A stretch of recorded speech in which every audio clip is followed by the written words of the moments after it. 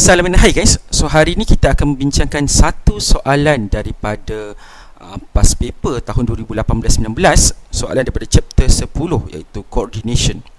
Okey, so hari ini chapter ini soalan ni selalunya panjang, tapi saya bahagikan kepada subtopik lah. So subtopik yang kita nak bincangkan hari ini adalah subtopik daripada action potential. So di mana siapa nak attempt soalan ini boleh try dekat Google Form yang berada di description of this video. Okey, so bagi sesiapa yang dah attempt, jom kita try soalan ini ataupun bincangkan soalan ini bersama-sama. Okay, figure 9.1 shows the changes in the membrane potential recorded from an axon immersed in seawater. So apa yang berlaku adalah dia ambil axon, iaitu axon ni adalah kata kita punya neuron dimasukkan ke dalam seawater. Kenapa dia masuk dalam seawater? Sebab dalam seawater tu ada garam. Okey, so determine the value of resting membrane potential in figure 9.1.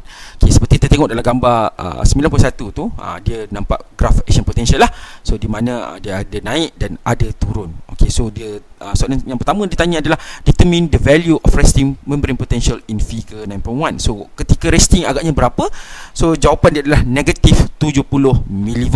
Okay, so pastikan anda menulis unit. Unit wajib jangan lupa.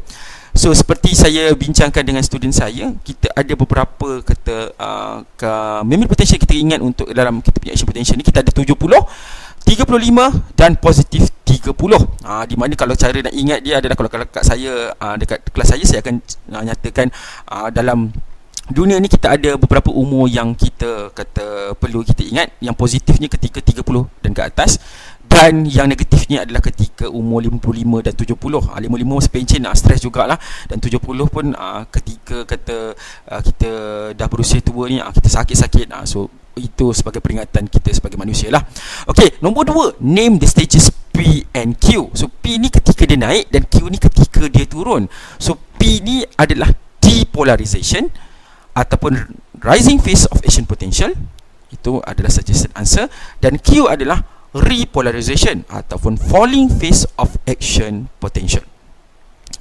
Okey, seterusnya describe stage P. So stage P ni adalah depolarization ataupun rising phase of action potential. So apa agaknya suggested answer untuk jawapan ini ataupun soalan ini?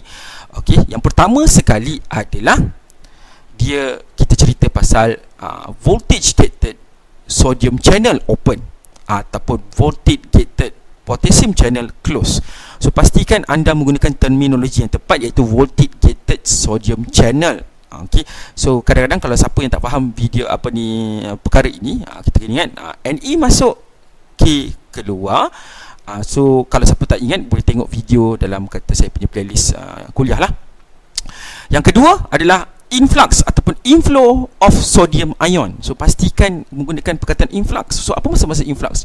Influx ni adalah dia masuk secara banyak. Dia masuk secara banyak, di mana apa yang berlaku adalah poin yang ketiga yang kita boleh consider adalah the membrane potential become less negative ataupun more positive.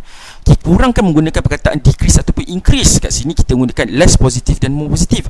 So kalau kita tengok daripada gambar rajak itu, dia semakin positif ataupun dia semakin kurang negatif. So kita gunakan perkataan tersebut untuk menjawab soalan ini. Okay, number 4, what happened to the membrane potential at Q? So membrane potential dekat Q, dia menurun. Dia tanya apa yang berlaku dekat membrane potential dekat Q. So dekat Q ini kita akan cakap the membrane potential ataupun suggested answer dia adalah become more negative ataupun less positif. Kita gunakan perkataan-perkataan sebegitu untuk menjawab soalan ini.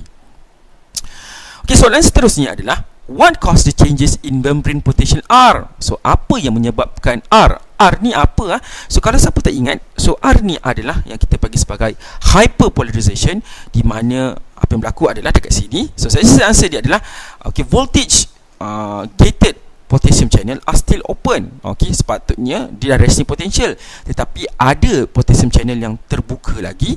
So maksudnya masih berlakunya proses penurunan itulah, falling phase of action potential. So apa yang berlaku adalah potassium gated channel are still open ataupun slowly close, ditutup secara perlahan-lahan. Okey, soalan terakhir sekali adalah suggest what happened to the action potential when the axon is transferred to the half salinity of seawater. So soalan ini mengatakan apa yang berlaku kepada action potential kita jika kita pindahkan akson kita ni ke dalam air laut yang ada setengah masin ataupun separuh masin. So, apa yang berlaku adalah suggested answer, sebab soalan ni agak hot sekali, mungkin C4. Okay, so apa yang berlaku adalah smaller ataupun decrease action potential. So action potential ini tidak akan mencapai tahap yang tinggi lah. Okay, suggested answer yang kedua yang boleh diterima juga adalah lower decrease peak. Maksudnya peak dia mungkin akan rendah.